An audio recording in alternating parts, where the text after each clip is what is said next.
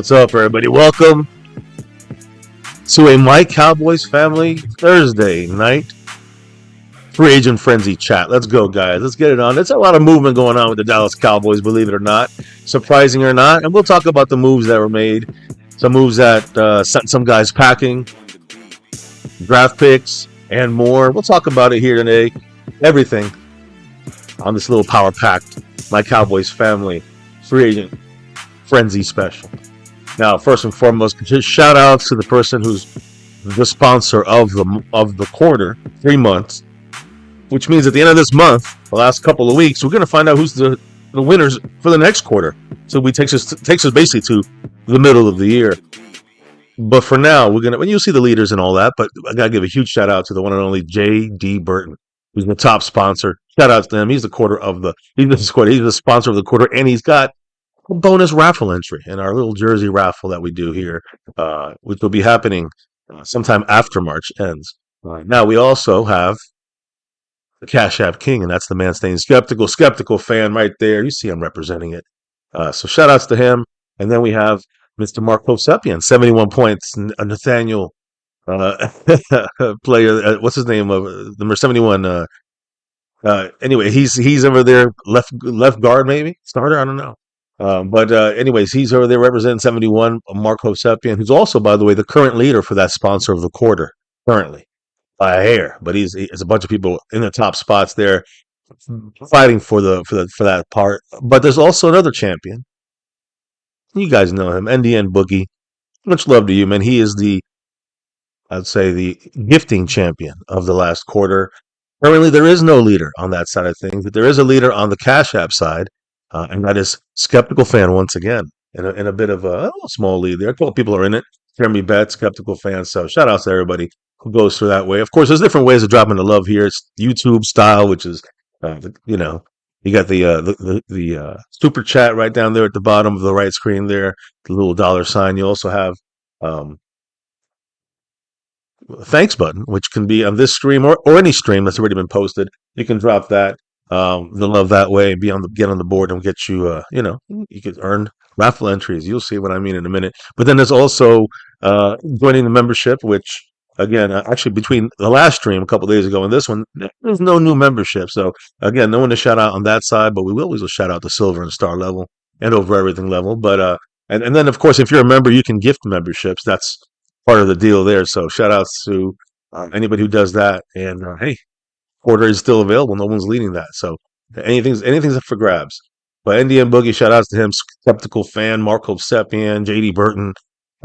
Thank you all for repping all these boards here. Of course, there's also 4 other ways in the Skeptical Fan. He's got the crown right now, the Cash App King. There's the Cash App there, $, My Cowboys Family, the Venmo option right there. You got the PayPal option. Actually, both options. Option 1 there, and PayPal option 2, which has been a more used way of going. So again, any of those ways work if you don't want to go through the YouTube style. And when they take like 35% of everything that's donated or to help the channel, so you know they do that. Anyway, shout out to Skeptical Fan leading the way. Mark Hosepian doing his thing there at 71 points and in first place on the overall board. NDN Boogie, right now the current leader. And of course, JD Burton. He's the current champion. I should say is Indian Boogie, the current champ over there as the gifting champion. But JD Burton is the overall sponsor of the quarter. So shout outs to him. Now, I'll also say this right here. There's a goal over there on the side of the screen, which gets you into this raffle. And right now we have one hit out of maybe 20. We'll see what happens. That's the way we get there. But I count it no matter what, whether it's Cash App or PayPal. Even if they don't ring through, I'll keep track of it. But we got the first drop of the night, and that is from the man, Calvin Richard. Shout outs to him. A lot of movement in the last couple of days, and I was like, I have to go live today. We got to talk about some Cowboy stuff that's going on. So Calvin Richard drops that 5 on it, and he said, hey, guys, what's up? We've got things happening in Cowboy Nation, and I'm curious to know how your thoughts are. I know a lot of us are skeptical about our Cowboys and kind of very hard on the Cowboys. And I think this is a different offseason than usual, but it still could be better. And it's still room for that. Shout out to you, Calvin Richard. We'll be talking some more. Mark, he's down to 66 points on the stream boss. TJ Bass, second round tender on him. We're keeping him. And I'm going to tell you guys about brand new news about an offensive lineman that's on this team here to replace another offensive lineman. I'll talk about that. It just literally just broke about an hour ago, hour and a half ago. So we'll talk about that and more. But as you can see here, we will have a quarterly jersey raffle coming up here after this month of March. And everybody for the last 3 months who's the goal, meaning, and I don't mean hitting it like now, I'm talking about we got to hit the goal, meaning all 20 have to be hit before the stream's over. If we do that, everybody who hit the goal with, everybody who dropped five or more will be in the raffle, pre-raffle, I should say. And then four names will get picked out of that and get put into this big raffle. As you can see, Star Level gets one raffle entry over everything, gets two raffle entries, and that quarterly bonus winner, which is JD Burton, gets a bonus raffle entry as well. But then we have a couple of times, I think, these last 3 months, we've hit the goal, and everybody in there. Sometimes it's been everybody. Sometimes it's been four people we got to, take out the names from. I think like last week we had that. So shout outs to if we do hit that, and shout outs to Calvin Richard who would get an entry to possibly get into this raffle, a pre-raffle entry if we hit the goal. And of course, like I always say, if we get a big old drop, like a John Luna drop, takes care of all of the goal and whatever, hits the whole goal in one shot. Then everybody who's dropped or anybody who drops after is automatically entered into the big raffle, which has happened a couple of times. So there's I don't know, 15 names, I think, total in this raffle currently. And again, just so you guys know, it's a sewn and stitched jersey. As you can see, I mean, some players are gone now, but basically any player you want, and not just football, not just Cowboys, any team, any sport, yeah, and a lot of sizes and styles to go with that. So shout outs to anybody who's already won it. You guys know how this is. And great quality stuff. We own like 30 of these, 40 of these jerseys. So nice there. Now I see also, the shout outs, I do have to do a big shout out to those that are in the special top tiered level stuff, like the silver level members like David Lara, Q Man, Justin Quarles, Top Dog Bay Bullies. I see you in there, Dwayne Broussard repping it. And of course, A. Lavelle, 68 months, total time and level when it comes to that. He's number one on the whole board, basically. And we also got the star level crew, which is Aussie and John Luna. Hell yeah. But right now, leading the whole thing, it is Marco Sepian. So we'll see what happens. This may be this one. Maybe we'll probably get another one or two streams. Maybe the rest of this month. We'll see, and that's what we'll determine who will take all these different little boards we have. So, anyways, let me get back to it here and shout everybody out in the house who's in here right now. And that is, let me see. Shout outs to the man staying skeptical fan. Appreciate you as always, Jeremy Betts. I see you in here. I know he's gonna probably try watch the replay. I think Dwayne Broussard in the house. Much love to you, Sharbaddy. Shout outs to the modest of the After Dark channels. We got Super. We got Michael Richards, Texas Twister, Dwayne Broussard again. Much love to everybody there. Spoonie Dog, what's up? Dallas Cowboys R1. Uh, Ricardo, what is in the house here? We got James, Rolando Rodriguez repping it here with us. Motor City Maniac, Detroit Lions fan. We got MB JW9. What's up? What's up? And of course Calvin Richard, who's dropped the first of 20 possible ways of hitting the goal here. So, anyways, as I continue, and I guess I should now open things up. Did the shout outs already. Let's get going. Let's do this thing. So, some of the news, info, and updates for the Cowboys. Pretty much going to revolve around free agency, and that is a major part of this whole thing. So, the first and foremost thing is the big names, right? Max Crosby. You guys, we talked about that last time we were on. Max Crosby went to the Baltimore Ravens, and that was that, right? Of course, we know things changed. He failed his physical there, guys, and the trade is now off. The Vegas Raiders initially agreed to trade him for the 2026 and 2027 first-round draft picks, from Baltimore. That's now been canceled. Like I said, Max Crosby did not pass his physical. The Ravens got their 2 first-round picks back, and I'll tell you what happened with that in a minute. But the Cowboys, all of a sudden, were in the news on this, and I'll explain it in a couple of different ways. Cowboys doctor, their medical doctor, Cooper, was involved in the Ravens' medical review of Crosby, so he kind of said he failed, I guess, but I think he also worked on that, on his issues when he had his knee issues. So, again, that may be the explanation for the Cowboys maybe not yet re-engaging, but then you get mixed signals from this front office. And so then, again, the word was initially, Cowboys are not expected to re-engage in the Max Crosby trade discussions, and that was a high-ranking source telling the Atlantic, and good sources, I guess you can say. But Jane Slater also said can confirm that we've moved on with Rashan Gary, and we just talked about him last stream. Rashan Gary, one of our first free agent we signed here. Before the actual, I guess you could say the allowed tampering time frame. But either way, now you got that. That's kind of setting the stage for now. Max Crosby's back with the Raiders after they made many, many moves and spent much money. And now they got to eat the contract again of Max Crosby. It's kind of fucking themselves. But a lot of people are saying, well, they think the Ravens are lying about the failed medicals for Max Crosby and the trade, which now is nullified. So Baltimore knew Crosby had meniscus surgery in January, and they still decided to make the trade. Now people are, they believe maybe they might have a better deal lined up for Max Crosby, or I'm not with Max Crosby, but the Ravens might have a better deal lined up that they don't have to spend as much and still get a guy that they would seem comparable to Max, not comparable, but can make do without the 2 first-round picks from Max Crosby. So that's what a lot of people figured, and I'll tell you one thing.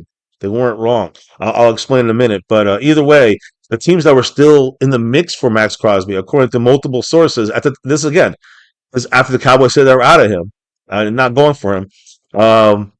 Cowboys, believe it or not, were mildly pissed off about the Raiders because the Cowboys basically almost had a deal last Tuesday night for Max Crosby, and then the Ravens swooped in and took him at the last minute. The Cowboys pushed hard for Max Crosby. That was, again, last week.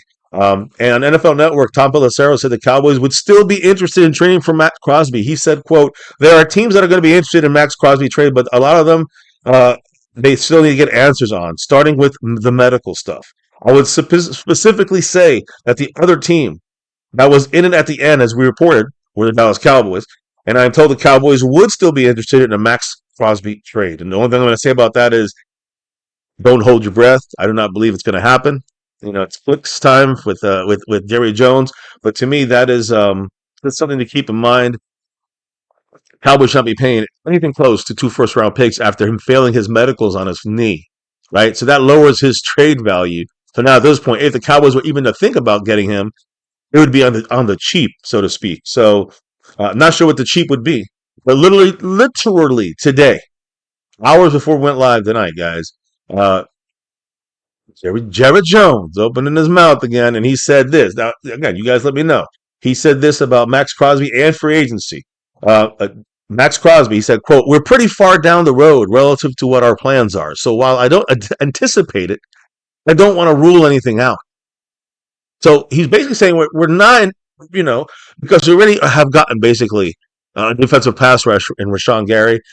No, we've moved on from Max Crosby now. And so I don't anticipate anything working out, but I won't rule anything also. So, I mean, it's like, he's not going to rule anything out, but he doesn't anticipate it happening. So it's not really an answer there.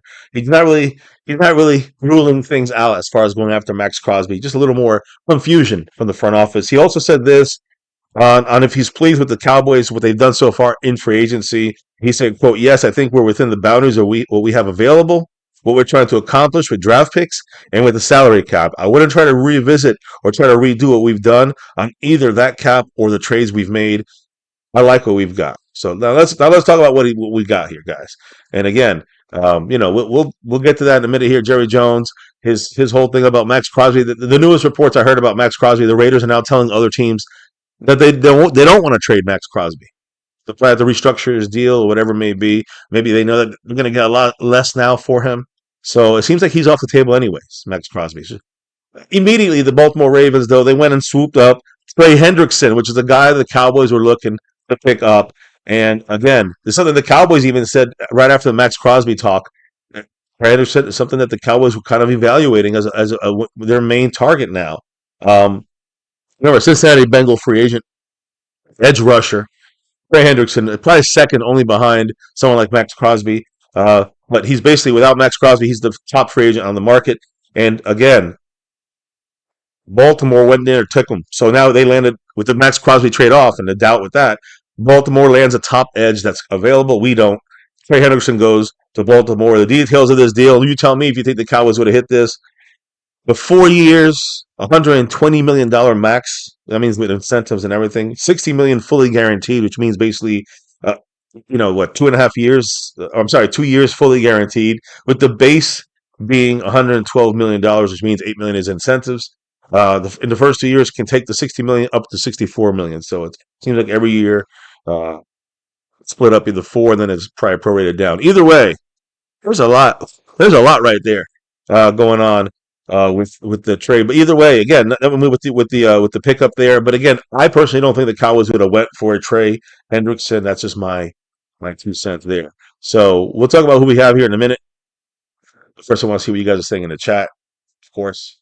And I'll quickly go over a couple comments. If one of the way of dropping, like Calvin Richard dropping the love and kind of alerting me. That's how I'm doing, and I will get to what you're saying. But until then, it's just kind of we're just gonna break this news down here and try to get as get this thing done um, as efficiently as possible. So let's see here. Uh, see, Peanut said I'm going after Crosby. They want too much. Dallas Cowboy once it failed. Uh, Dio said we suck no matter what. Go get Patrick Queen, says skeptical fan. I will discuss that shortly. We'll talk about it R1. Same thing here. What's up, Jet Lee in the house? It's probably a second and a third round pick for him. For who? Queen? I think he's a free agent right now. Or for Hendrickson. I don't know. The point is that Hendrickson was a free agent, so he didn't have to trade anything for him. Comes to Max Crosby, a second and a third rounder. Maybe. Maybe. I still don't think I want Max Crosby on this team with his knee issues. But he said R1 says I knew we were going to Hendrickson. There's also Caleb on Chasen. Washington. What was that? They took him. Yeah. So yeah, I guess that was just it. I even missed Caleb on Chasen being picked up there, which is a guy kind of on my short list. I'll say, so to speak. So it is what it is. What's up? He said Crosby for 20 draft pick. Let's go. I don't know if that's going to happen. I wouldn't put all my eggs in that basket. But let's focus on who we did get. First and foremost, I just want to reiterate Rashan Gary. A couple things I realized after we picked him up. I wanted to make a mention to you guys and see if you guys know this. I mean, the guy, he's 277 pounds. He's 6'5". It's in the Michigan Wolverines, so that might bring up some bad memories. But he's as a pass rusher, his win rate has dropped year over year for the last 5 years. So it added up to basically being a 12.1 pass rush win rate in 2025, which is not that great. It's been dropping every year for the last 5 years. His biggest issue as a pass rusher is that he doesn't have a lot of quick moves that win, like let's say the Marcus Lawrence might have had in his younger days. And a lot has to do with the fact that he continuously rushes into contact, which is like a bull rush kind of deal. And he's not a top tier kind of power guy that's going to power you with a bull rush. So he gets stuck and gets blocked a lot. Sometimes he bullies through corners and gets some pressures, but does not do it enough to warrant getting boxed up every single time. So that's one of his little unfortunate situations. More of, again, setting the edge. Great job, but attacking the quarterback, I thought he was better than that. Not really. The game kind of comes to him on that. Now he does win sometimes with the power, with his leverage, or wherever it may be. But he has long arms and has some nice bull rush, in his repertoire, so to speak. But the rushes tend to die out after some time in the season in the game. So again, I think it would be great if because he has speed. Use more speed and more hand techniques to provide a changeup outside of the bull rush. If he can do that, if our defensive line coach, I don't know, he's already a veteran, and somehow add that to his repertoire, so to speak, again, that would be impressive with getting a lot more reps if he includes his speed into the pass rush side of things. So again, sometimes he attacks offensive tackles, and then when he passes rush on the outside, too square, a lot of upright posture, and blockable surface area. Just want to see him drinking, not letting the offensive linemen get their hands on him as often. And then when he gets kind of blocked, it gets literally washed out. So that's one of the things that we're going to be watching with him. Hopefully, he can be used in a rotational kind of more of a properly situation of early downs. And then, kind of mix and match in there as it goes on. He went 616 straight games without missing a tackle. And that's why I stress he's like a DeMarcus Lawrence run stopping edge setter. And that's at the very least. So at least that's good. And hopefully we can add a little bit of the pass rush in there with this. He's not Micah Parsons, all right? He's not playing the Micah Parsons role. I think he even mentioned that himself. He had the second most amount of snaps in the league by a player without a missed tackle since 2016. It's a long ass time. So again, he's a tackling monster. He will definitely get you the run stop tackles. If he has to go in coverage, he will, drop back and get a tight end or, well, that's not right, but, cover a tight end or cover running back. He's not going to miss tackles. So that's really good there. And as a run defender, pure run defender, he's a really good backside chaser against zone concepts. When you watch the tape, you see a lot of plays where he runs down from behind the line of scrimmage and kind of tackles guys for no gain, that kind of stuff. So he has that speed. He's a solid edge. That's an asset on first and second downs. That's the way. On third downs, we need more quicker pass rushers, in my opinion. So if we rely on him to be our number one pass rusher, that's where the problem happens. You guys feel me on this? So we can't. I don't think we should allow him to be the number one pass rusher on this team, or focus on him as the number. He's just a fantastic number two. Let's just put it that way. And a guy who's in the sense of first down, second down. Yeah, he's a starter in that way, but he's not going to play the pass rushing downs as often. Run downs, get him in there every single time if you can. So that's where the problem comes in, though. If he's our number one pass rusher, we overuse him and play him on third downs on obvious, third and 14s. He ain't going to get in there too often. That's the problem. So again, he has the tools to get back to that point. The coaching staff, the young guys that we're assembling here with Christian Parker, optimistic about this move, in my opinion. But we'll see what the Cowboys then advance to do here, because again, we can't. I don't think this should stop us from getting another edge, in my opinion. And right now, I'm a little worried that you know if we don't fix the front line here on defense, especially we're fixing the interior. I'll explain, in my opinion, but the edge is kind of weak right now. And he himself said, "quote." And again, this is Rashan Gary. We just got him, Green Bay Packers. He said, "quote, I'm just bringing a dog, man. I'm coming to be myself, lead by example, and to help the team the best way I can. Being efficient on first down, being efficient on third down. If I need to go in there on fourth down, so be it. To be dominant and do what I got to do to get the star to the Super Bowl. That's all we want. This is America's team. That's all I've ever been hearing since I got here yesterday. So I've just been enjoying that." So again, he's right into that star of everything deal. Now, remember, we traded for a fourth round pick next year, not this year, but next year, fourth round pick gone for Rashan Gary, who right now, the Cowboys kind of redid his contract a little bit here and restructured it. And so now it plays into being a 2-year contract. All right, he's got 2 years left on his contract. We assembled it to $32 million, and 16 of that, which is half, is guaranteed. So in a way, he's got 1 year guarantee. The next year, he's cuttable. The bonus is 13.2, which is going to be spread out over 4 voidable years, which is very helpful. 13.2 divided by 4.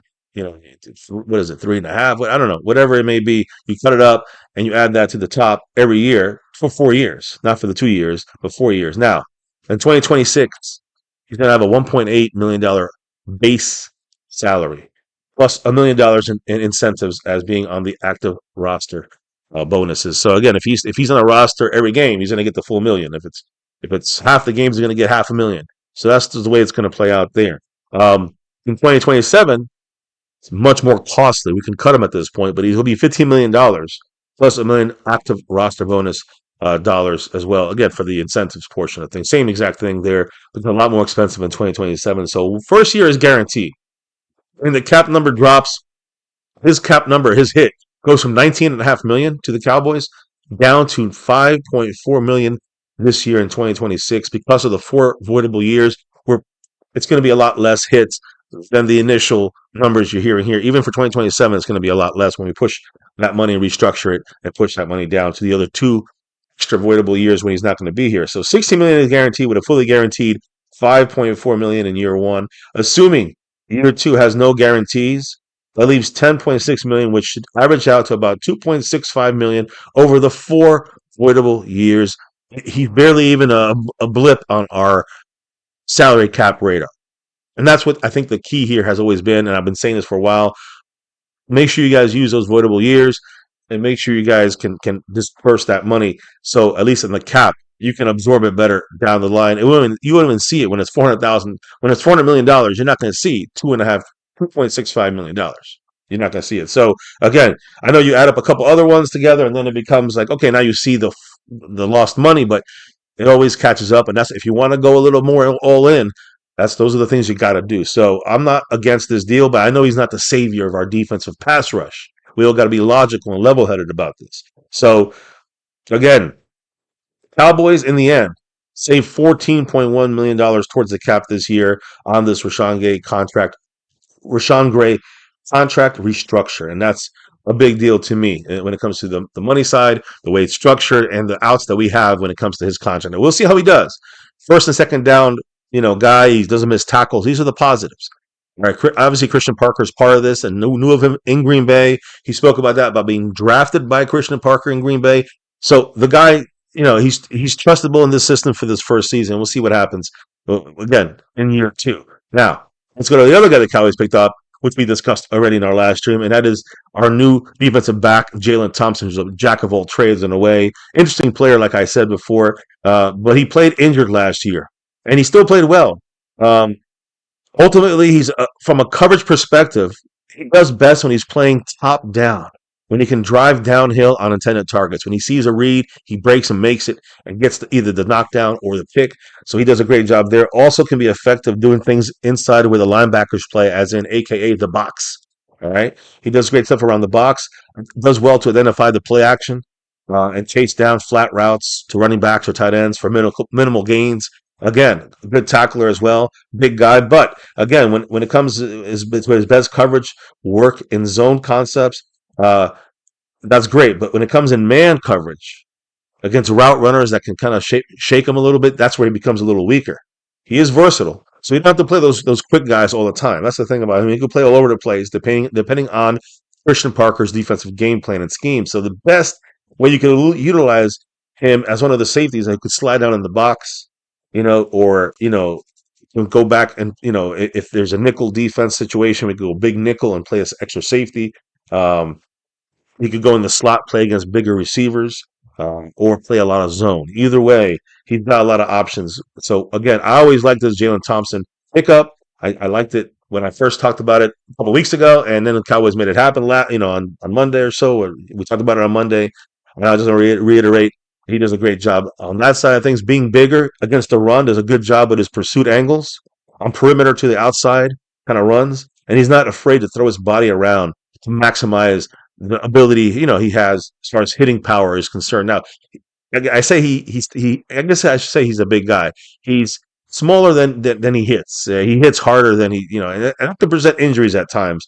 So in that sense, he is a little small. I think he's like 6 feet, 5'11", and about 190, 195 pounds. But he's not afraid of being physical, and he plays tougher than his size. So you don't even realize he's a little smaller than most big cornerbacks are, or big defensive backs, and takes on lead blockers. I mean, guys that are 100 pounds bigger than him, 200 pounds bigger than him. I'm not 200, 100 pounds, 150 pounds bigger than him sometimes. Um, but you don't want him doing that consistently throughout a game.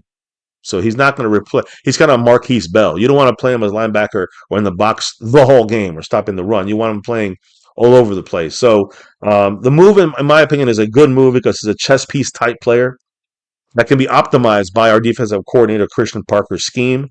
Um, and again, be playing with some depth so he can attack short to intermediate routes top down, which would be his specialty. That's where Jalen Thompson is his best. So again, to me, two great pickups for the Cowboys. And I'll go to the other pickups the Cowboys have gotten since then. And let me explain in a minute. I'm going to check the chat. You guys have some quick stuff to say. Hit me up. Wife cannot make it tonight for the stream. She has early day tomorrow. So we are, I'm taking out, I said, I got to talk about some of this stuff tonight here. And let me see who's in the house right now. Shout out to everybody. Hit that like, subscribe, and that notification bell. And shout out to everybody who is in here. Let me shout you out. Oh, there we go. We got Kenzie Bands in the house saying, yo, what's up? Appreciate you, Kenzie. Let me make sure I get your name right here. Kenzie Band. Much love. He drops the 2 on there. Does not hit the goal, but does hit the support and appreciate him. He said simply this: Cowboys assigned Kobe Durant safety. So great to know on the fly news. I'll look that up. Literally, I'll try to look that up at the end of this stream here, or even right now, just to see what the Cowboys got there. And they come to Kobe Durant. Let me see here. Yeah, there it is. So I'll keep that on the list here of things. He played with the Rams last year. He had 3 interceptions, 7 pass breakups. So again, you know, a 1 year deal. Not sure of the numbers yet. Not sure but it's solid. It's a solid depth pickup for the Cowboys, and some playmaking ability. So that's a good pickup there. Yeah, guys. His name is Kobe Durant. Thank you for that drop there, Kenzie. Appreciate you, and appreciate. That's what we got this thing going, man. Without you guys' help and thoughts, can't get it, especially in free agency. We can't get this thing completely together there. So, shout outs to you. Let me see if I'm just trying to see if I can find any other uh, information on getting him. It looks like that's it. I've seen here just no numbers yet, just a 1 year deal. So good to know. Kobe Durant. Um, Again, I'll say another safety, I guess you can say, for the Cowboys, which is crazy. We're going hard on safety here. I don't know if it's going to be, and I'll explain that in a minute. But yeah, uh, they say safety, I see there, but they also call him a cornerback. So I think he'll be used more in that cornerback role, um, with the 1 year deal. Again, with the Rams, 3 interceptions, 7 pass breakups. That's what we're looking at. I'll probably repeat it at the end in case people missed it. But um, again, a guy Christian Parker has a big hand in what's available to him on this. So I think a lot of these guys are Christian Parker kind of favorites, so to speak. Um, so again, talk about safeties, right? We just talked about Jaylen Thompson, who's kind of a safety corner mix guy there, can play all over the place in the slot, safety, box, so sort of like a hybrid linebacker. You just saw us get this again, says safety, but cornerback Durant, Kobe Durant, which again is more of a backup depth. We're getting our depth together a little bit here. Not a great pick, not like starter pickup here, but it is a nice move. And then we did pick up another depth player here, so we got a lot of depth there going along with Jaylen Thompson, who's definitely a starter at safety, along with Malik Hooker, who I talked about. We restructured his deal. Those are our two starters. But Donovan Wilson's gone. That means that who's going to be that third guy? Easy answer. We picked him up, guys. It's not Kobe Durant. He'll be the fourth guy possibly. The third guy is going to be currently, with some mix and matching, of course, possible. Safety PJ Locke, formerly of the Denver Broncos, fantastic defense. Again, he was a rotational player for them. He's going to do the same. He'll be the third safety for us as of right now. So signing Bronco safety PJ Locke, we got him for $5 million, guys, for a 1 year deal. Fantastic. As far as I'm concerned, I know he was a guy I spoke about really at the same time I talk about Jaylen Thompson. I said both those guys would be great pickups. Either or, right? We got both. So I don't know if they're listening to me or what, but either way, Locke has been a key contributor in Denver since 2019. It hasn't been just like 1 year thing. He amassed 174 tackles, 4 sacks, 5 forced fumbles, 11 pass deflections, and 2 interceptions. Again, more of a hybrid, kind of safety there, 60-year safety actually, but a free safety more so I think than Jaylen Thompson type, who's a little more of a strong safety type and can play all over. Uh, Pure safeties appeared in 74 career regular season games. 23 of those were starts for the Broncos from 2020 to 2024, and he recorded 138 tackles in that time, 91 solo ones, 4 sacks for 44-yard losses total there, 1 interception for 14-yard return, and 8 passes defensed, 4 forced fumbles, 1 special teams forced fumble, and 20 special team stops. Just a little side note, fantastic special teams player. Just in case you guys needed to know that, I'll reiterate that. Uh, as a backup, as a rotational player, as a safety, we need him to play special teams. That's what he will be doing without question. So we're shoring up the depth right now. You can see this happening for the Cowboys in most spots, other than Rashan Gary and Jaylen Thompson. It's all depth so far here when you see someone like PJ Locke, but he is kind of like that starter ability depth piece there, that third safety on our team. The depth piece signing, another guy with versatility, played 250 snaps also in the box, so can stop the run if need be. Almost 600 snaps at free safety, which was by far the most snaps he had. And another 100 snaps in the slot, which means he could do the slot. He could definitely play in the box, but he mainly is a free safety. Again, back up to Malik Hooker. Think of it like that. And maybe in a big nickel, when we play 3 safeties and 2 corners, you can see all 3 of those guys in there, including PJ Locke. So that's where you're seeing him being, kind of getting involved. He also played about 96.2% of snaps for the Denver Broncos defensive unit last year, which allowed the fewest EPA pass in the NFL, negative 0.18. So Again, not only him, I know it's the pass rush, the linebackers, and the rest of the defensive backs, but he was part of this defense that was one of the best in the league in pass defense. So again, played 96.2% of the snaps. He wasn't a starter necessarily, but he played a lot of rotational and he got a lot of snaps in there. Versatile piece. I like the pickup. Again, nothing that's like mind blowing, but I like the piece. Again, former Texas Longhorn safety there, PJ Locke, 60-year safety, like I said. And again, his last healthy season, he aligned basically at free safety, guys. Like I said, a little time in the slot and a little more in the box, but mainly at free safety. He started again all 15 in his last healthy season. He started all 15 games. That was 2 years ago, though. All right, he had spinal fusion surgery after that year, but still went on to play 16 games last year, starting three of them. So again, has that starter potential at safety if needed. Will play that third safety role, basically the free safety backup to Malik Hooker, who in the past has been injury prone. Knock on wood, not really injury prone with us too often, but knock on wood, he's getting it's already been what 3 years with him. So uh, now PJ Locke in the draft, guys. When the guy that a lot of cowboy kind of experts were looking at and looking in the draft, but he's it's more about being a scheme fit with Christian Parker's defense, and that's what they like. They like his range, his awareness, and again, a very good special teams player. He's used again as a free safety piece that allows, or even by him being on the Cowboys, someone who's versatile already, like PJ Locke, it allows someone who's even more versatile than him and flexible than him, like Jaylen Thompson, to be able to make the defense more difficult to read. And that's when both these guys together, when they're to get playing in there, or we're going with bigger safeties, whatever it may be, that's when it's going to be a little more confusing because these guys can mix and match what they're doing, and it confuses the quarterbacks. That's the goal, and that's what Christian Parker's done with his multiple defensive opportunities he's had in his career. So the Cowboys have three viable safeties now. By doing that, it's opening up Jaylen Thompson not only just to play at safety, but in the slot.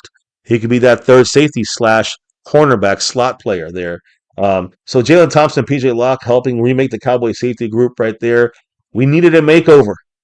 We got that. You had Jaylen Thompson, PJ Locke, and of course Malik Hooker. That's going to be our safety core right there. Not hating it. The mix up that much at all. Don't forget, we also have Marquise Bell. No more Wanye Thomas. We got Marquise Bell and got one more guy in there. What's his name? I'll get his name in a minute. But let me see in the chat here. Who's in the house? Seabass. What's up? Jet Lee, Rolando Rodriguez, Ed Brewing. Let me see here. Dallas Cowboys R1. Of course, Kennedy Band is dropping the love there. Thank you, sir. Who else we got here? Drew Down. Yeah. You feel lackluster offseason sea bass? Let's keep it coming. Let's see what think about when it's all said and done here. I think it's better than the usual crap the Cowboys put together, but still incomplete in my opinion. So we got ourselves PJ Locke, rotational safety. To me, I'm going to trust in this Christian Parker guy, and make sure that he gets the players he needs. These safeties that are versatile and flexible, that can disrupt game plans or confuse quarterbacks. Let's see if we can do that. We need to get a pass rush going. I think that's what we need. Players, we need a linebacker. You can use Jaylen Thompson as that cornerback sometimes in the slot if you need to, especially if you think you're going to go, we're going to go three safeties, we're going to play the run, and we're going to play three guys back. No, we play Jaylen Thompson in the slot against tight ends, against bigger receivers because of the PJ Locke move there. But let's continue. Cowboys then decided to put up more moves yesterday. I'm going to talk about today's moves. Cowboys agreed to a 1-year deal with former Eagles quarterback and Commanders quarterback Sam Howell. And again, if I have to do this here for everybody to know who we're getting, right there. You see Locke there, number 6 for the Broncos. You're seeing right next to him in gray, Eagles quarterback, now Cowboys quarterback, Sam Howell. If you remember, guys, his first NFL start came against the Cowboys when he was a member of the Washington Commanders in 2022. But after we picked him up, literally less than 24 hours later, the Cowboys cut Will Grier. It was going to be Will Grier, of course, Joe Milton, Sam Howell, and Dak Prescott. Immediately, Will Grier was released. So now it's going to be Dak Prescott and a battle for second place for the backup spot there. Joe Milton, which is the current favorite, but Sam Howell's going to be hanging in the balance. Cowboys did sign him for a reason. Again, 1 year deal. Just to kind of again, not don't get too happy about it, but yeah, he will be there as our backup or third stringer as of now. Cooper Rush, by the way, was released by the Ravens. Will the Cowboys ever go back to that? Hopefully not. Now, the Cowboys also agreed to terms with another one of their own guys, which actually was with the Detroit Lions and was an unrestricted free agent. They did not put any kind of tender on him. Tyrus Wheat. Cowboys love him, and they play him on the practice squad, and they would get him picked off, and the Cowboys would get him back. Lions picked him off. Cowboys got him back. Agreed to a 1 year deal with the Cowboys. The Cowboys would put him on the practice squad and move him up to the 53-man roster sometime during the year. So Tyrus Wheat, pass rusher, more of an edge setter type, but did get a couple sacks last year on minimal time. Is back with the Cowboys. Now, when we talk about defense, we still, we have a lot of guys inside, right? We had, we got guys like when you add in a couple of the guys that we've picked up here, and you'll see what I'm talking about. But you'll see restructures we've made. I'll talk about that in a minute, and then you'll see a guy like Solomon Thomas, who's pretty cheap to hold on to him for another year. Strong guy in the middle, can help the defense out. Does not fit Christian Parker's scheme. How do I know? Because the Tennessee Titans traded the Cowboys for Solomon Thomas. All right. Teams are also swapping seventh round picks. Let me explain here. It's because it's not really a great deal for the Cowboys, in my opinion. Solomon Thomas, now Tennessee Titan. Cowboys received pick number 218 and gave up Solomon Thomas and pick 225. So the Cowboys basically went up, I don't know, 7 spots in the seventh round and gave up Solomon Thomas's cheap contract. I don't understand that. With the Titans, Solomon Thomas going to again reunite with Robert Saleh, who he worked with in the Niners. The third pick, he was the third pick for the Niners in the draft in 2017. So he is now not a Cowboy on a trade to go up 7 spots in the seventh round for the Cowboys to get rid of him. I mean, at the very least, we could have got maybe a comp pick for him. He let him play out his contract. His very inexpensive deal. I don't understand that move. Again, I'll tell you some of the good deals I think the Cowboys made. That's a bad deal in my opinion. Now, here's a good deal, I believe. Sam Williams. All right. Because again, with the injuries, you can't put too much hope on him, but he's going to get cheaper in the sense that he's not trusted yet, Sam Williams. And he's a free agent. So Cowboys brought back Sam Williams, signing him, guys. As you can tell, he is on my list here. Number 54, check mark him. Sam Williams on a 1 year deal worth $3 million max, meaning there's a lot of incentives in there. He only had 1 sack, compared to 25 pressures last year. Low cost, very low cost. In this day and age, $3 million is like $1 million was. $3 million is cheap, and that's at very, very, very most. Low risk move. Does not impact any draft possibilities. If anything, you can just look at Sam Williams as a third down rusher for, let's say, for someone like Rashan Gary. When he comes out, just put Sam Williams in for some pass rushing plays, and then take him out. And when it's rundowns, you put in there Rashan Gary. It seems to make sense. Plus, in Christian Parker's scheme, Sam Williams would not be a defensive lineman type. He would be an outside linebacker because of the 3-4 defense. So he'd be kind of somebody who could drop back a little bit in coverage. He has been successful in that. But mainly will be used as a pass rusher in there. So similar to, I think, the Rashan Gary situation. Now, the Cowboys also decided to say, you know what, we're not going to let Kenny Clark go. The Cowboys restructured Kenny Clark's contract, the big interior guy we got from the Packers last year. I think he's a major helper in the run stop. Turned the $11 million roster bonus that he was due next week into a signing bonus that opens up about $8.8 million in the Cowboys' salary cap. So the Cowboys keep building the cap and building room there. So again, when you look at the money saved from these other deals, and then you see the money saved here from Kenny Clark's restructure, Cowboys either getting good deals and restructuring contracts that's going to opening up money for this year to use. They better use it. So when you look at the Cowboys defense, all right, now that we're keeping Kenny Clark, of course, we already have Quinnen Williams, which we'll probably have to restructure or maybe extend. Quinnen Williams, Kenny Clark, at the time, Osa Odighizuwa, right? A defensive tackle. We're talking about interior defensive linemen here now, guys. not edge rushers or outside linebackers. The Cowboys then made a deal to sign for $3 million. Again, pretty cheap, $3 million to get a defensive tackle, guys, from the Los Angeles Chargers. A 1 year deal worth $3 million with Atito Ogbonnia. All right, and he is from the Chargers. He played in 42 games with 20 starts. So about half the games are starts in 4 years with the Chargers. He's 6'4", 320 pounds. Started all 17 games in 2024. Did not start any games last year, but it did appear as a rotational piece interior last year in 9 games. But he did miss some time because of elbow injury. So that could be, obviously something to watch for. But again, if he stays healthy, he'll play at the very least rotational role with the Cowboys there. Then it led me to even ask, what about Osa? I mean, he doesn't even fit the scheme, in my opinion, when it comes to Christian Parker's defense. Why do we even have him? He's $20 million a goddamn year.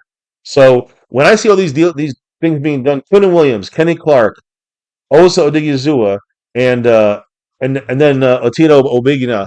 When we have all these four guys plus Jay Toia, 5 guys inside, big guys inside, I'm like, Osa's got to go somehow. And the Cowboys are already trying to trade him. I said, this guy. I even said this last stream. Like we were trying to trade a first round pick in Osa, first round or second round in Osa for Max Crosby. So Osa is obviously on the board.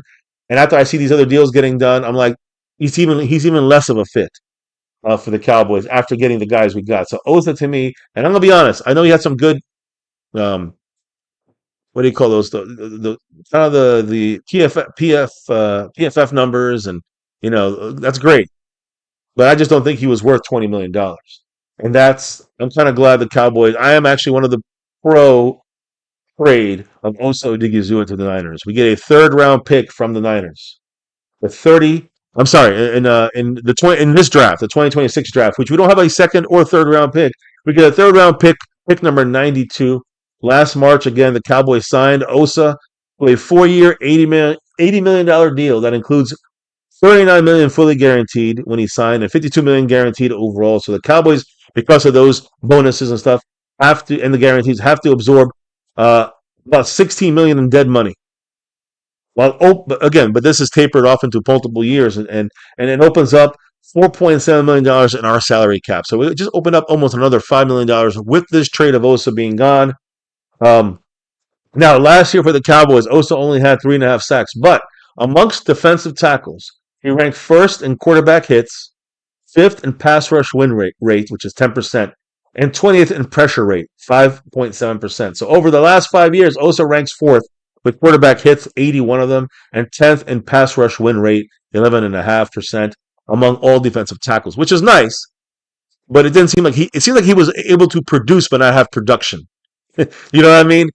He's able to produce and get to the quarterback, but he didn't have production by getting those finishing off the what he was producing. So to me, there's some issues there. On top of that, earlier this offseason, Osa had minor elbow surgery and is expected to be ready, guys, for the offseason OTAs and everything. But again, I think the biggest issue with Osa on this team was the fit of the scheme with new coordinator Christian Parker. I think that's when it came under question, like, what's Osa's usage here? But he will give the Niners, again, fuck the Niners, but he's going to give them kind of a pass rushing pop, I guess you can say, at least based off these numbers, that they lacked in 2025. They finished last in NFL sacks. They only had 20, the Niners. They were 31st in pressuring the quarterback and 29th in pass rush win rate, which is 29.2%. So not very good for them. They think Osa's going to solve some of these problems. I'm going to say good luck. But in the end, guys, Osa, he's not very happy in the sense that, Commanders offered a lot more money last year for Osa. And Osa took, again, I'm talking about a lot more, like $23 million a year, I think it was, $24 million a year. The Cowboy, he stayed in Dallas for $20 million a year. But that's the business, guys. He had a new house built in Dallas. Boom, 1 year in the deal traded. That's the way it goes, though. So let's talk about it sucks for Osa, but that's the life of a football player. You never know. So in acquiring a third round selection for the Cowboys, we have 3 picks inside the top 100 picks, which is always good to try to have. Of course, 2 of them are in the top 20. We got a 12th and a 20th, and then the 92nd. The Osa trade now gives the Cowboys that much needed top 100 type pick to help fill those remaining holes we have on defense. Right now, we hold pick, like I said, 12 and 20, 92 from the Niners. Again, we were without our third round pick because of the deal we made with Pittsburgh and gave up the third rounder for George Pickens, which is fine with me. Cowboys now have 8 picks in this year's draft. We were without a second round pick, we still are, and we were without a third round pick, which we just got because, like I said, the trade for George Pickens for the third and Quinnen Williams. We lost our second round pick this year. So first round we got the 12th. Second round, I'm sorry, the first round we also got a 20th. No second round pick. Third round we got a 92nd pick. Then in the fourth round, the 112th pick. Fifth round, 152nd pick. Fifth round, another fifth rounder, by the way, 177th pick, and then another fifth rounder. Both of those last two are comp picks, 180th pick, and the final pick, which we moved up from 225 to 218 and gave away Solomon Thomas. So, and it's cheap contract. I don't think that was a great deal there, but okay. I think the Osa deal, I'm happy with that. I don't think we need Osa in the scheme, and I think he was still overrated, especially for $20 million. I just don't think he was the guy. So when you look at our defense, and what is Christian Parker trying to assemble here for the Cowboys, and the scheme that we're trying to fit here? I've talked about this 2 streams ago about his kind of thoughts about this. When you look at our defensive roster right now, it's improved. I think it's kind of almost breaking even right now, but there's still plenty of work to do, and there's still time. That's what I was trying to say. Some of you guys are saying, what are we doing in the off season? We need this, and this. We still got, and I agree, but we still got time. Let me explain. So let's look at. To me, we still need edge rusher help. We need inside linebacker help, and we need cornerback help. Defensive line, Quinnen Williams, fantastic, and I always say that was a great. I like Quinnen Williams, what he can do. Very happy with him. Kenny Clark, also happy with his basic job that he needs to do there and stop the run. Then we have now all of a sudden our third guy is not Osa. It's Osa Odighizuwa from the Chargers. So the new player, $3 million for 1 year, fits whatever that Christian Parker wants to do there on the defensive line with Jay Toia as our fourth big man in the middle defensive line. The edge rushers, which also count, again, they will be on the defensive line or in coverage. So they're edge rushers, outside linebackers. So think of the outside linebackers are kind of like Micah. Micah's an outside linebacker, but play the edge. You know what I mean? And that's what these guys will be doing. Edge rushing or playing that linebacker, the outside linebacker role. Right now, Donovan Escarazu, which is, obviously he will be, pass rusher. Rashan Gary, pass rusher, run stopper. I think then you rotate in there for pass rushing. Sam Williams as an edge outside linebacker. And again, same thing when it comes to, let's say, as the outside guy there, Maurice Leo-Fowl. It's going to fit Christian Parker's defense here. We also have James Houston and Tyrus Wheat. These guys will, James Houston, assuming, I'm saying, we're going to get him out there and attacking from the outside, not in coverage, but as an outside linebacker / edge rusher. That's what we're doing with those guys. Inside linebackers were really, really weak. Outside of DeMarvion Overshown, we got, again, second-year guy is going to be now. Shamar James from the Florida Gators last year, 2 years ago. We drafted him in the 5th round. And Justin Barron, which has been, a lot of the time has been on the special teams / practice squad situation. So we really don't have an inside linebacker. We need to get another big name here. And we're going to talk about that position in a minute. Cornerback, we got Deron Bland, who's the starter, obviously. And then you can go with, you can always mix in there like a Jaylen Thompson, right, to play like the slot. But right now, let's just go pure corners. We got Siobhan Ravel, all right, Kalen Carson, Kwesi Bridges, and as mentioned here by Kenzie Bands, now we have Kobe Durant to a 1-year deal, cornerback. Again, 3 interceptions and 7 pass breakups for the Rams last year, 1-year deal with the Cowboys. So Kobe Durant, who I do remember him playing, he's not bad, but again, kind of in this rotation of corners. So we got our 5th corner there, or 5 corners now, and I do think the Cowboys are not done there. Safety, we got Malik Hooker, Jaylen Thompson, who can also play slot corner. PJ Locke plays free safety with Malik Hooker. Marquise Bell, who's now playing the box if needed, a strong safety spot. And Elijah Clark. Wanye Thomas is gone. So again, to me, safety, we're set. to me, defensive line we're set. But then you got the inside linebacker priority there. We got to shore up the cornerback spot. I think one more starter there, an edge rusher. We need one more pure edge rusher, in my opinion, and that will complete that defense. And again, we got 3 picks, and we're going to use them all on defense. Interesting kind of breakdown there. So we'll have to wait and see. Um, when it comes to linebacker, let me give you guys a couple quick thoughts because I think, and you guys said Patrick Queen. I think he's a guy that we should be looking at. Interest for the Cowboys, what I'm hearing, is still there for Patrick Queen. There's still work to do in that quote on due diligence thing there. Things got really close. I was almost gotten to Kobe Dean. We talked about that last stream that he went to the Raiders. Um, so they're going to probably pursue a deal similar to the Kobe Dean deal, which is about $11 million a year.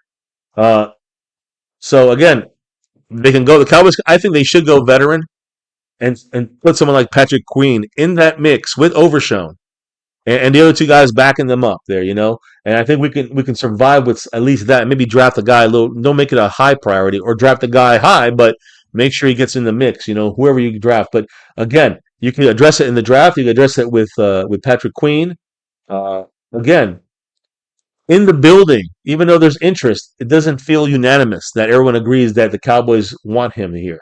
So the Cowboys are not looking to like reach for a position of desperate need, which is actually a good thing for the Cowboys. So basically, what I'm hearing is that the Cowboys will spend the money if the player makes this, sense for the scheme of Christian Parker, and also that just makes sense. What makes sense as in money, and it's not overpriced, not an overpriced player. You know what I mean? The Cowboys going cheap here, but the Cowboys again put a premium on familiarity, right? People that know Christian Parker scheme, right? The people that know him and his scheme, versatility, and who's ready to play now. So again, when it comes to starters, we're looking at guys, not rookies, not drafted guys ready to play now. So the 3-4 linebackers, interior guys that are still available in free agency. I know some of these guys were picked up. I think was someone said Kayvon Chasen? Was it Patrick Queen? One of those 2 guys were picked up. Bobby Wagner's still available. Hayden Ellis is available, and Leo Chanel still available. The other guy I really liked in there, when it comes to kind of a linebacker, was Dre Greenlaw, who was released by the Broncos, if I'm not mistaken. Immediately picked up by the Niners. They signed back one of their former stars, agreed with great terms and deal with Dre Greenlaw, former 49er draft pick, spent last year with the Broncos, and returns on only a 1-year, $7.5 million deal. Again, tore his knee on that, just getting into the game in that Super Bowl against the Chiefs. And, played on a good defense there in Denver, now going back to the Niners. So, again, he might be better pickup than the Osa trade. So, either way, though, there's still Bobby Wagner, Caden Ellis, Leo Chanel. Let me see here. I don't know if anybody has the other number there, but either way, I'm not sure which one, but Kayvon Chasen or Patrick Queen are available here as well. So, there's still a couple good players to pick from. I think the Cowboys need to go with a veteran, in my humble opinion. In my humble opinion. Only got a couple more things to talk about, guys. Looks like it's going to be a quickie tonight. Let me look in here in the chat. Um, let's see. We got Drew Down, skeptical fan. Can't believe they let Cooper Rush go. I didn't see that coming. Rolando and Rodriguez, like how they need linebackers now. Yeah. Yeah. Here we are. Yes, Jet Li, we are switching over to that. Yes, we do know that, Drew Down. He is switching over to 3-4. Yeah, same here, Drew. I'm surprised you got a 3. I'm happy. So let me see here. Skeptical. I can't believe the Cooper. Yeah, Drew said Devon standing up playing 3-4 defensive end. Donovan Escarraza. Yeah, he's playing as the outside linebacker, pass rusher, one of the 2 edge guys, basically. But quote unquote outside linebackers is what they're called. Um, Thomas isn't getting. I know, probably not Drew Down. I know. Put Sam Williams in there for penalties. Well, you don't need him every single time. That's the thing. You lessen his ability to play full roles, you lessen his ability to make dumb mistakes. You put him on third down pass rushes, you're good there. You know what I mean? Um, yeah, we traded Osa already. That's a done deal, as I've already described here. And yes, we did sign Kobe Durant from the Rams. Um, Josh Butler. I'm sorry. Yeah, Josh Butler is still in this team. He's coming off the injury. You're right, Monroe Gadet. Appreciate that. Thank you. Forgot about Josh Butler at corner, giving us a little more depth. But I still think we need that starter, that starting cornerback. And I could see it for a draft pick. If it's if it's our 12th or 20th pick, I'm down with that. But Anything later than that, I don't trust as a starter immediately. It had to be a veteran, in my opinion. So we need, again, Jaylen Thompson can jump down there and play that slot. We still need an outside corner. I don't trust any of the guys that are there outside of Jerron Bland. So, 12th man off grid. What's up, bro? How you doing? Daniel Berry Sports highlights in the house. Ed Brewing. I'm trading them back. Some people are saying they are going to, Cowboys may trade one or both of these picks back and just get 5 or 6 picks in the top 100. You know what I mean? That's another possibility here that I'm hearing about.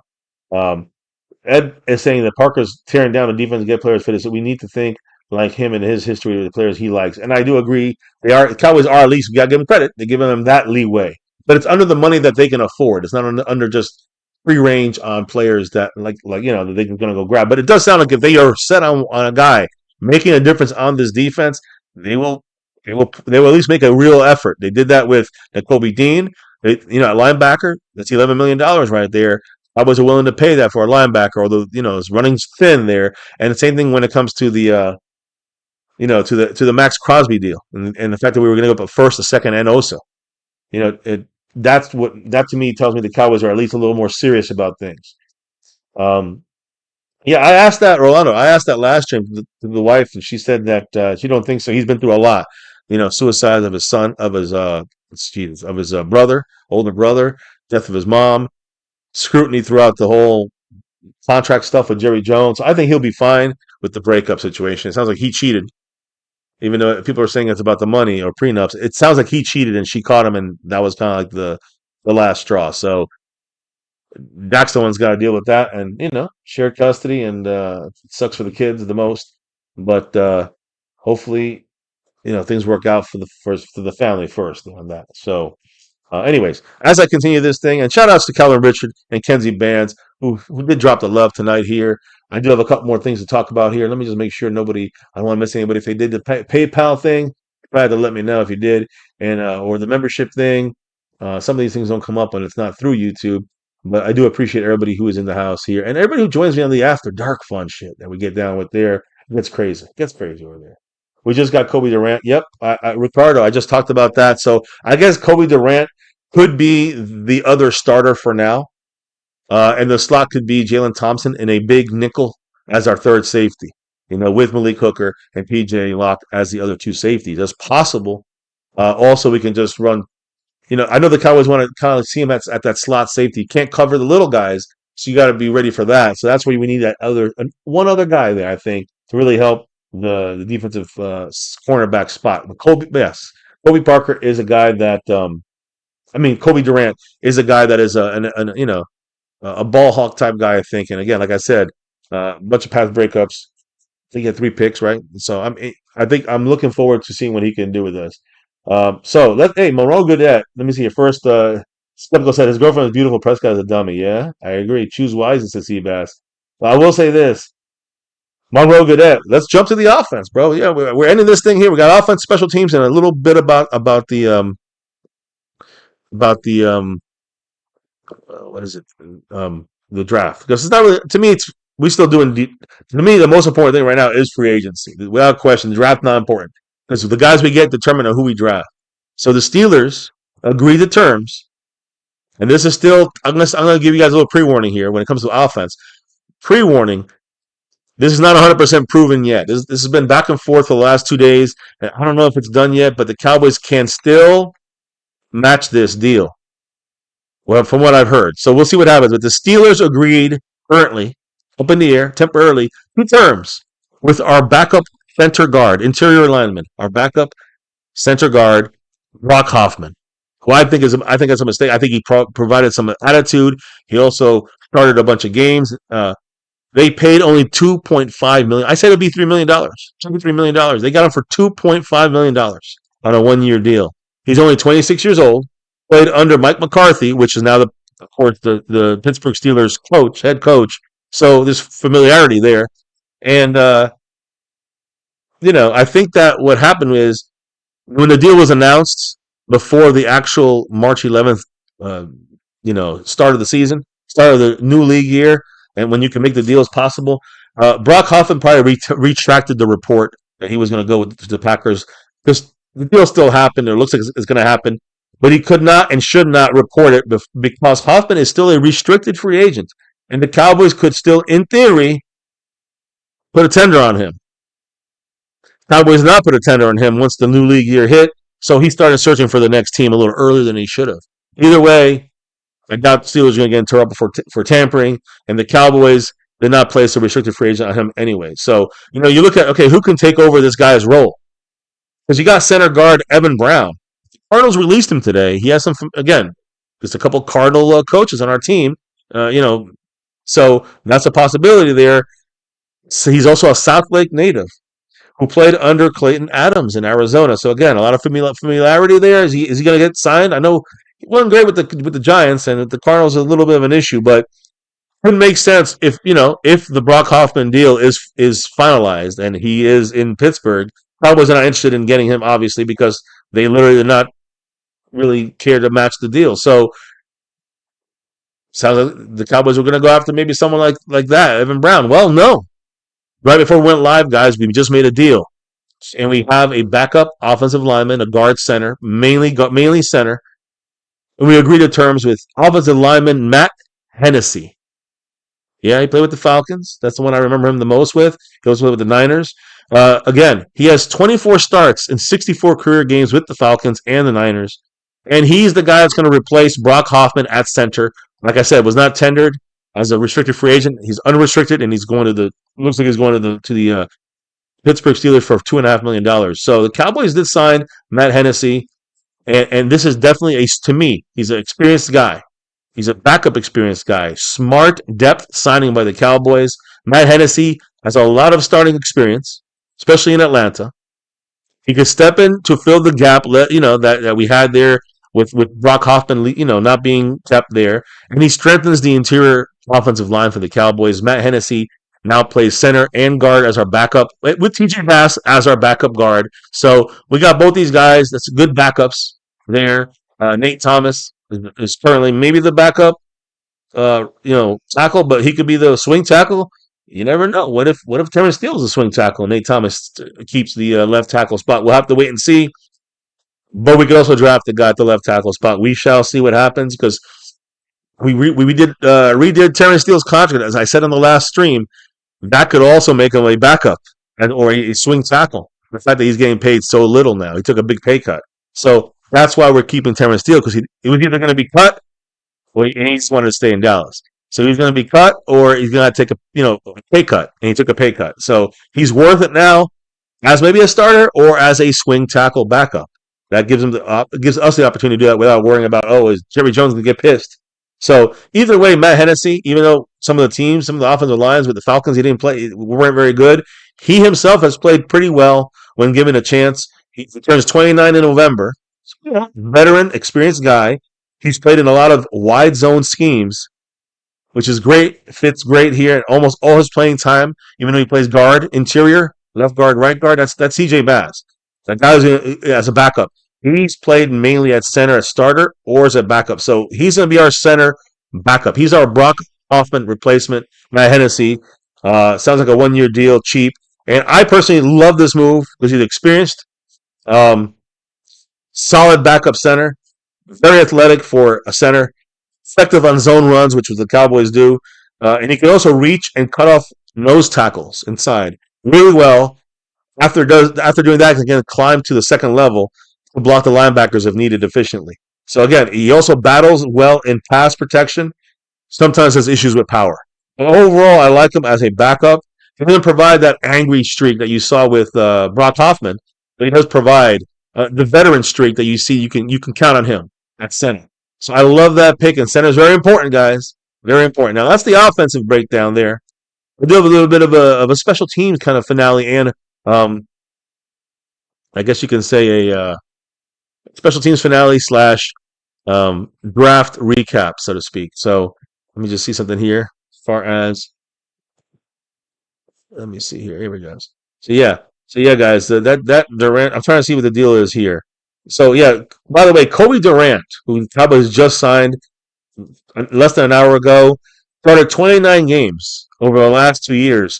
Again, 3 interceptions last year in 17 games, 15 starts, and 3 interceptions in the Rams' 3 playoff games. So again, very active. 3 picks just in the playoffs for the Rams, and 3 picks in the entire year. 17 games, played them all, but 15 starts. So he's a starter. He's played 29 games in the last 2 years. This is a good news here. He is a vital piece for the Cowboys in the sense of I think he had a great performance against the Bears in the playoffs. If I'm not mistaken. I think he had at least 2 picks, 3 picks there, 3 picks. You know what I'm saying? In 2 of his 4 seasons with the Rams in the league. So again, I think that is to me. I think I had to say what I say a little bit here and kind of say, you know what, we get more durability with Kobe Durant in the cornerback rooms. In the cornerback room, we get durability when you get Deron Bland now. The versatility to move inside or outside. Kobe Durant's on one side.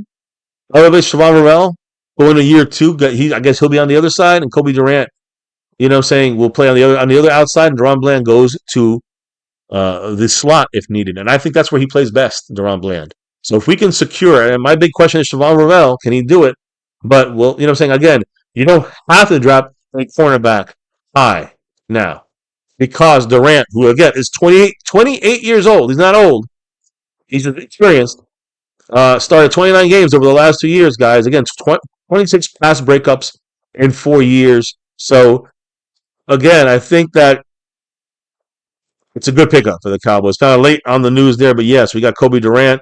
And, we'll see how that one works out for the Cowboys. I do like the move. All right, and kind of finishing the defensive and offensive discussion portion of this, I think that we have a little better picture of the way it's going to look. I still think we could use a corner, a linebacker, and a pass rusher, but maybe the change is a little different now. Now we don't need it right away. We don't need that cornerback as fast. We can get one maybe in a later round, possibly. So Hennessy and Durant, damn, I thought Jerry was napping, said Seabass. Yeah. We got both these guys here, and we still need a starting linebacker. 100% agree. It's a super there, Monroe. We signed Matt Hennessy. Having a drink at backup center. Seabass. If someone tells me the Jones aren't going linebacker for agency, they just lost on opportunities. There's still a couple guys they like, and Patrick Queen is one of them. I'm not sure if he's gone yet, but if not, close. What's up, Skeptical? Good night, brother. Hope you're good there. Much love to this man. That man's staying skeptical. Our Cash App King, by the way, and the leader. Big boss man, how's go Cowboys? Still waiting for Jerry to break the bank, and he can. I look for it. If we break the bank, it's not going to be on linebacker. It's going to be an edge rusher. It'll have to be probably some kind of trade or some kind of big move, but our big names are kind of, a lot of the big names of pass rushers are kind of off the board here. Here you're asking if the Cowboys going to move. What's his name? Yeah, there he is. Monroe said we're moving Guyton to right tackle. I think it's something to watch. I think Terrence Steele and Guyton will fight for that right tackle spot. I think Guyton will win it. I think Terrence Steele is going to have to play the backup. That's what I think. I just don't know who's going to take that left tackle spot, which is very important. So we'll have to wait and see. Now, as far as the finality of this show, it's coming to a halt here shortly. That would be good for Guyton, says Seabass. Agreed, 100%. Let's talk about the kicker. The kicker. Let's end it with special teams here, guys. Because we know we got Turpin here, but we got Brandon Aubrey who's playing on a tag. $5.6 million, is it? So the Texans, let's look at a guy I actually mentioned. If we lost Brandon Aubrey, someone was a guy that I would have said, why don't we sign Kai Forbath? Well, Kai Forbath, I know it's also Kai Fairbairn, which is decent as well, but Kai Forbath, he agreed to a 2-year deal with the Texans for $13 million, making him the highest paid kicker in the NFL.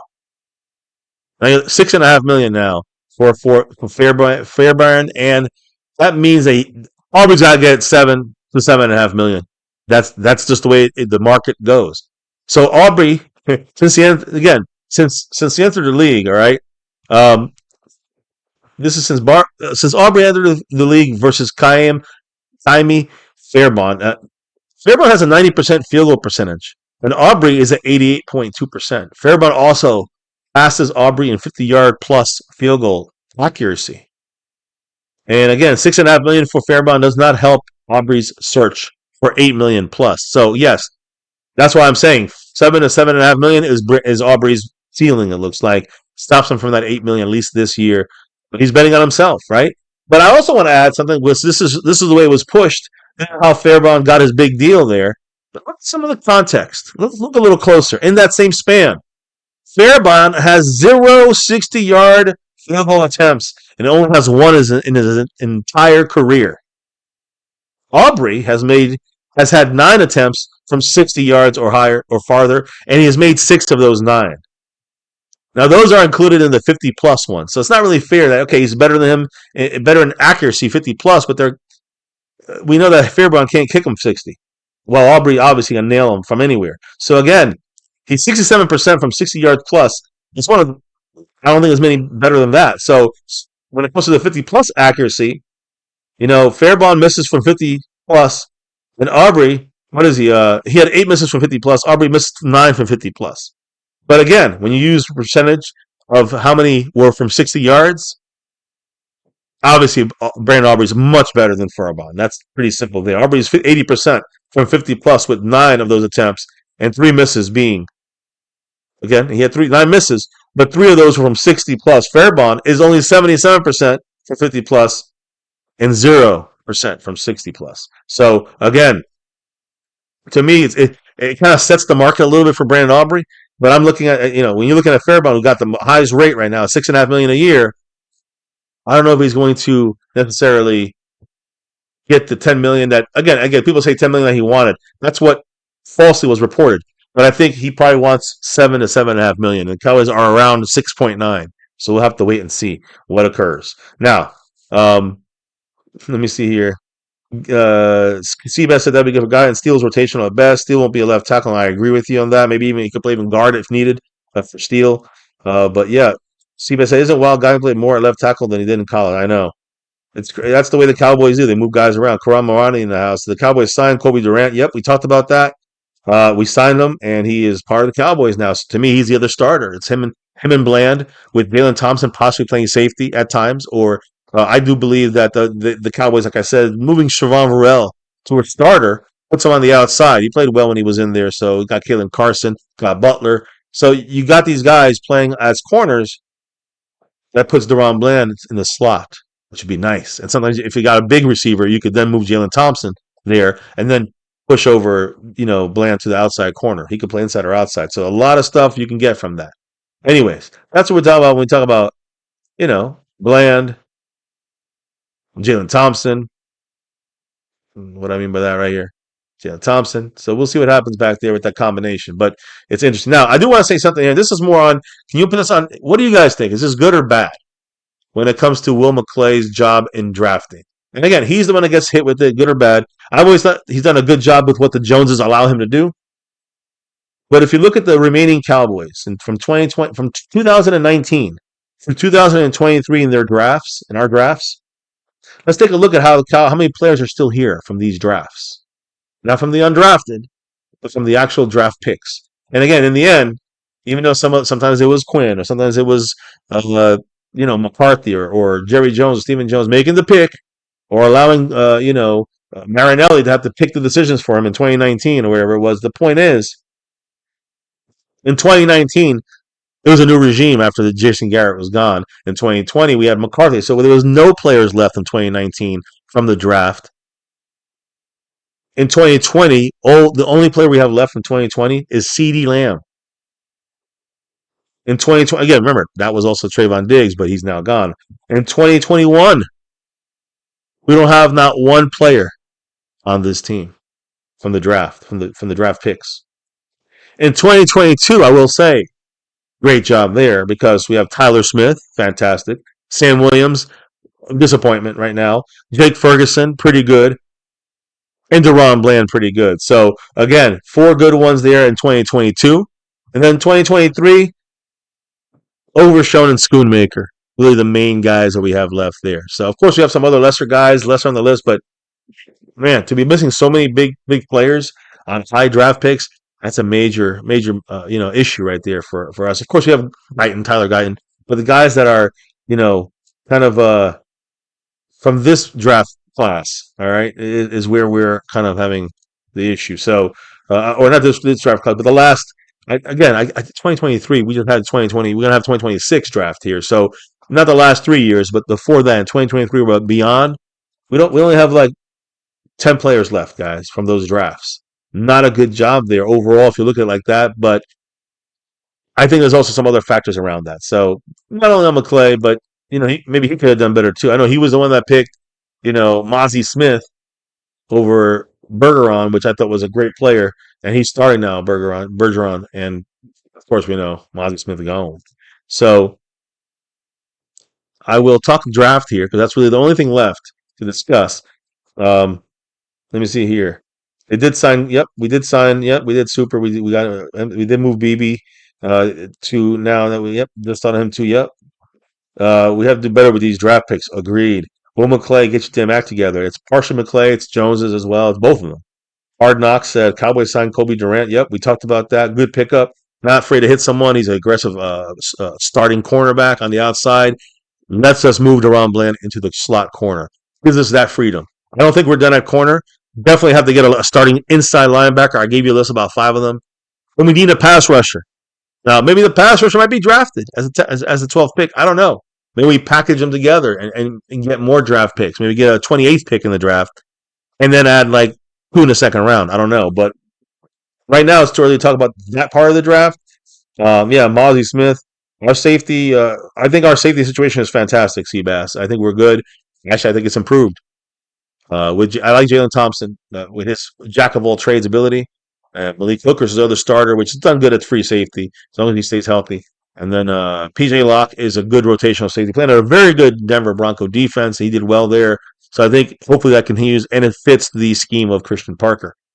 And backups, like I said earlier, the backups, whether it's Marquise Bell, all right, he's still there. You got Josh. At corner you got Josh Butler, but you also have Elijah Clark played well. We have a couple other options, I think, as well. But those are the main guys. I still think we need to make a move there at corner. But I like, at safety. But at cornerback we need to make a move. At safety, I think we're set. That's Elijah Clark at corner. At safety, we're good. Marquise Bell and Elijah Clark are the backups to those guys. So we got 5 good safeties. I'm pretty happy with the safety spots. Now, when it comes to the remaining open spots on this team, you could look at left tackle, possibly. You could look at another tight end to help out, with Ferguson, because Schoonmaker's a big fucking bust. The Cowboys, the source, Cowboys going to host Indiana receiver Omar Cooper Jr. for a 30-day visit, or a 30 visit, which is only 30 players. That's one of the 30. He is one of the premier superstar wideouts in this draft class. So I don't know if the Cowboys would love it if we drafted Omar Cooper Jr. at the 20th pick, a wide receiver. That would be an interesting move there. Would he then be the number 3 behind Pickens and CeeDee Lamb, or would he become a number 2 behind CeeDee Lamb and then we trade Pickens? I don't know.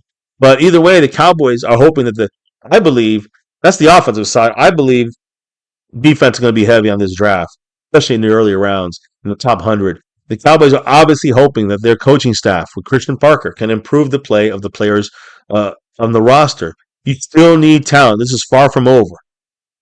Right now, I'm probably giving it like a B minus right now.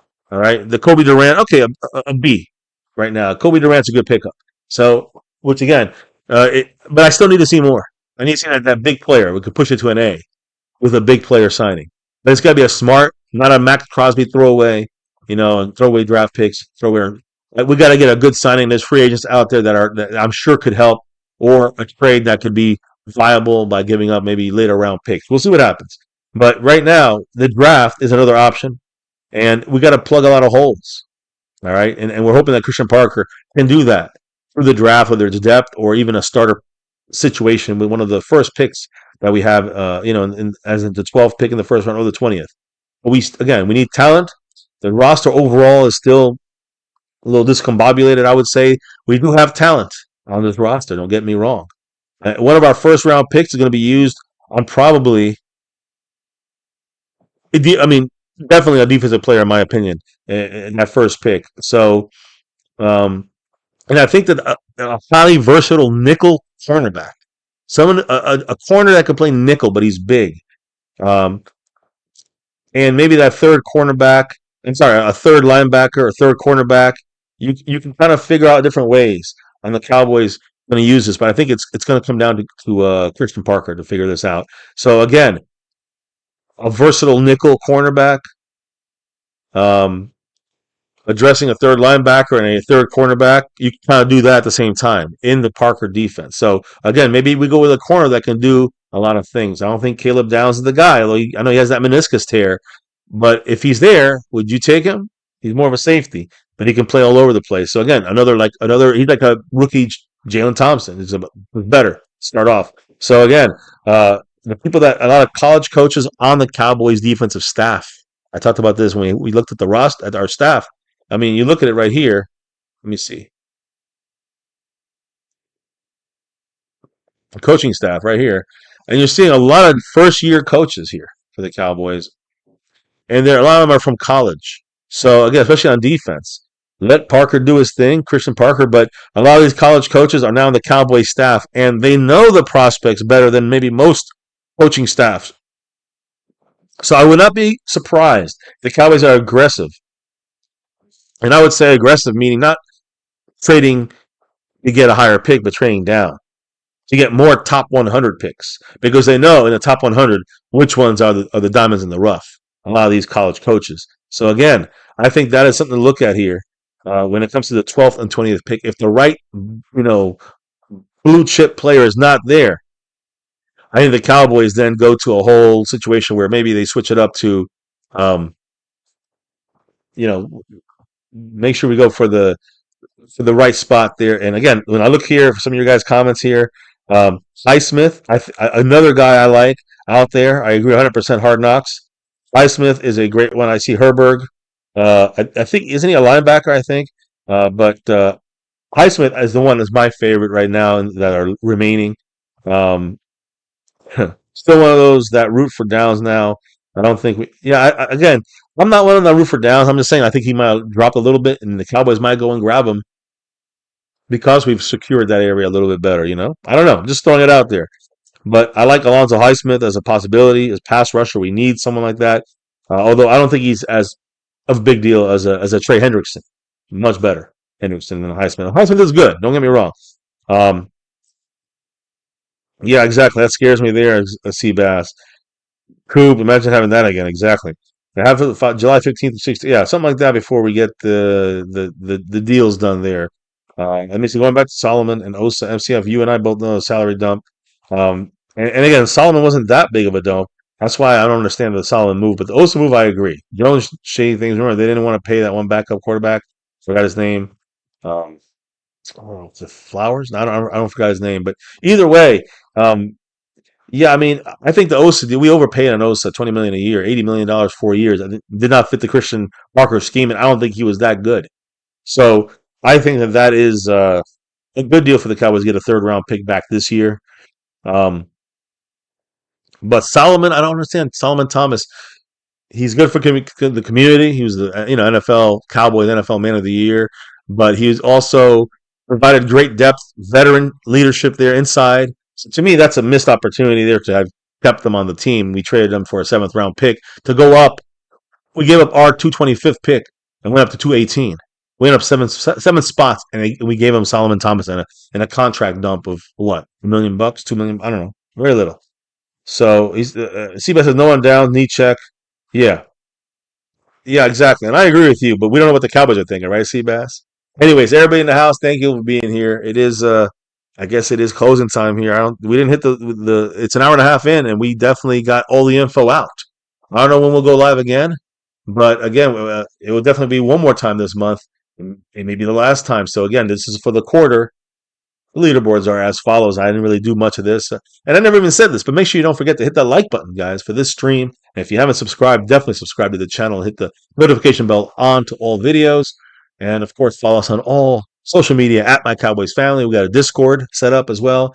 And try to go live as much as possible. Schedules have changed. And you can see I'm by myself tonight doing this because wife is very early schedule. So, it is what it is. But I felt like I had to talk about a lot of news and info, and I think it's important to kind of discuss. But even if there's only, some people in the chat, there's a good amount for this time, but a lot of people rewatch this and kind of get back to me and send me messages. So be loving to hear what you guys think there. Yeah, I know. I agree with you, Seabass. Don't love it. Also going to the Niners, but Third round pick, nobody else came close to that.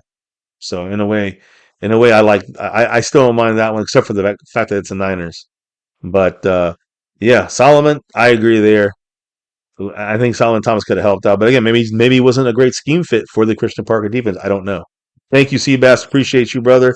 I think we got you on the show all the time. I don't think you're in the over everything level yet. So one day, hopefully, we get you back on here and get you in the on the show, talk about this offseason and your thoughts. I can see that they're a little different than mine, and I kind of like the back and forth. So maybe we'll get that one day. But Marco Sepien, who's the current leader on the overall board, trying to take the sponsor of the quarter. He's also got 64 points on that stream, boss, in that mellow yellow.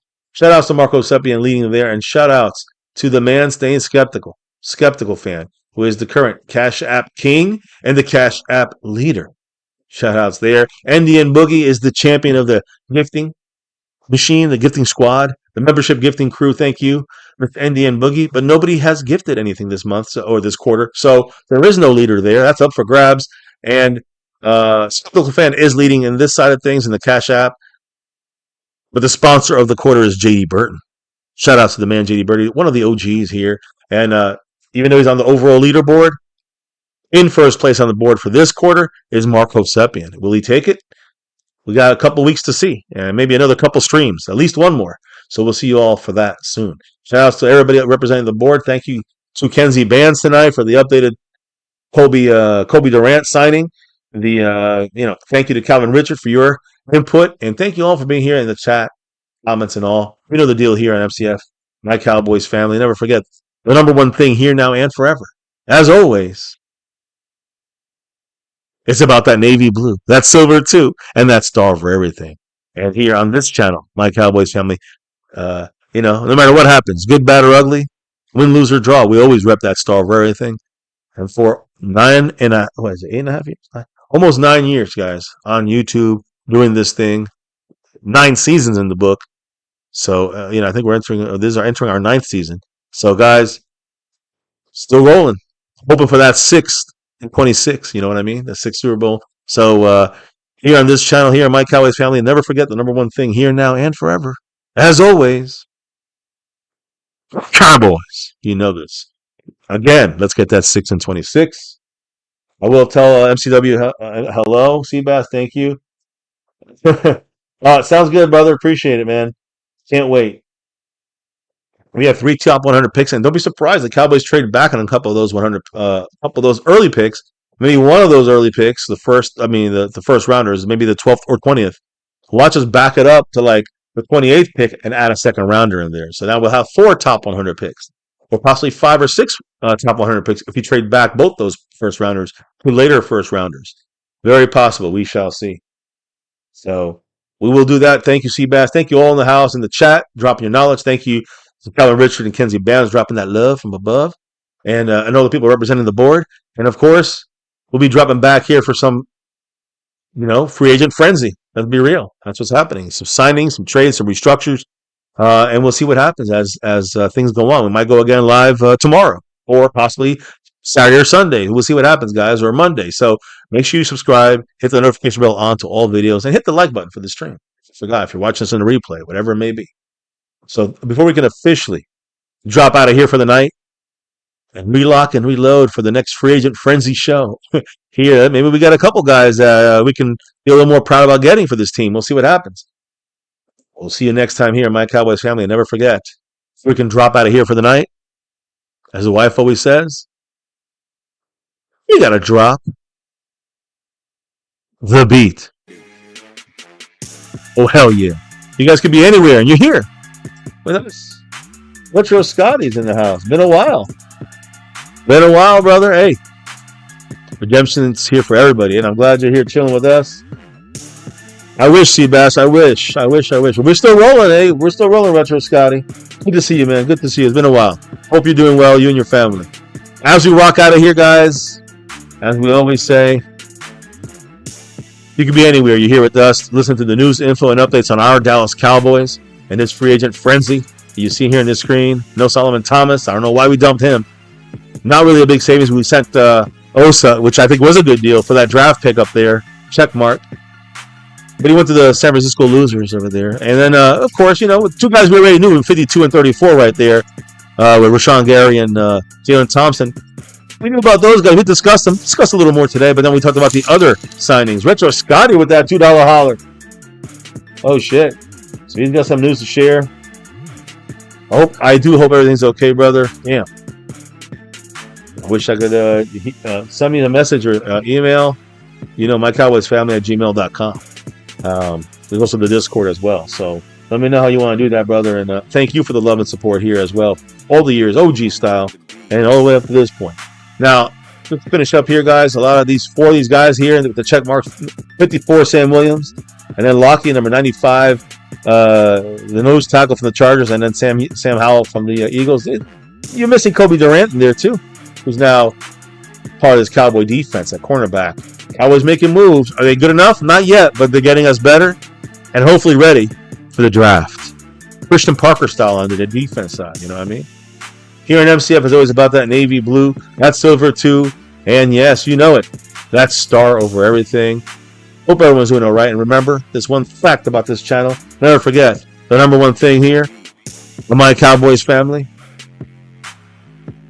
it's you guys in the house. Thank you for everything you do, helping us out, hitting that like button for the stream, hitting that subscribe button for the channel, and growing this thing 44,000 plus family members. Is crazy. Been a while, but it's a wild ride. But we're here. We're still here for it. We're glad you guys are here too. So keep that in mind. And again, thank you for joining us. Hit that like, subscribe, notification bell to all videos. We'll see you on the Discord channels. We'll see you on the social media side at My Cowboys Family. Emails, MyCowboysFamily@gmail.com. Nick Blue in the house. Yep. We signed Kevin Durant's cousin, Kobe Durant. Not really Kevin Durant's, but anyways, guys, thank you again. Put your comments in the chat. Appreciate you guys with your thoughts, and we'll see you soon for another live stream right here on My Cowboys Family. And never ever forget, never ever forget, Cowboys.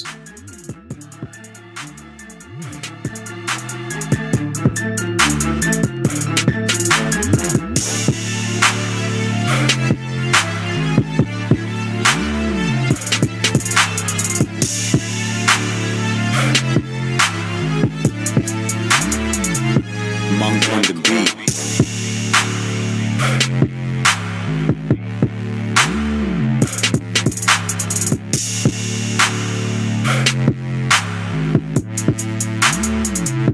Monk on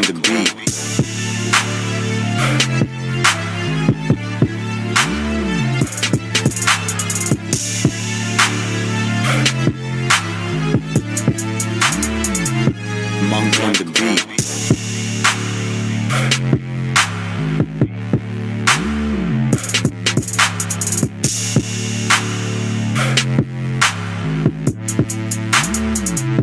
Monk on the beat.